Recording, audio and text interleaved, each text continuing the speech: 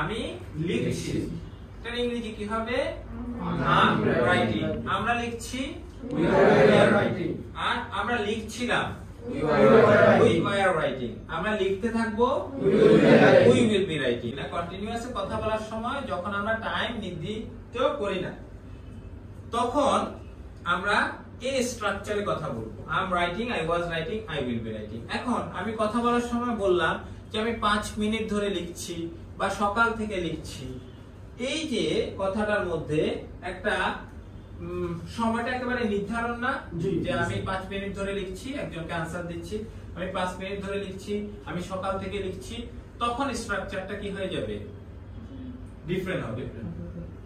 এখন আমি বললাম যে আমি লিখছিলাম, তখনও যদি বলি আমি 5 মিনিট ধরে লিখছিলাম, এই যে সময়টা নিয়ে আসলাম, এই সময় নিয়ে আসার কারণে আমরা এই কন্টিনিউয়াস যে বেসিক স্ট্রাকচার, সেই স্ট্রাকচারে বলতে পারবো না, মানে বলা ঠিক হবে না।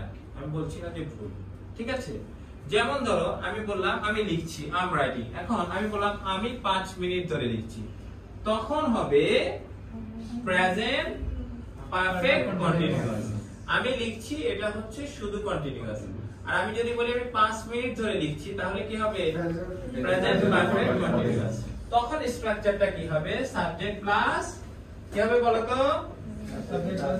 সাবজেক্ট প্লাস হ্যাজ অথবা হ্যাজ বিন প্লাস ভার্বের সাথে কি হবে? আইএনজি প্লাস সিন্স অথবা ফর। এরপরে কি সময়টা দিয়ে তারপরে কোথায় যাব?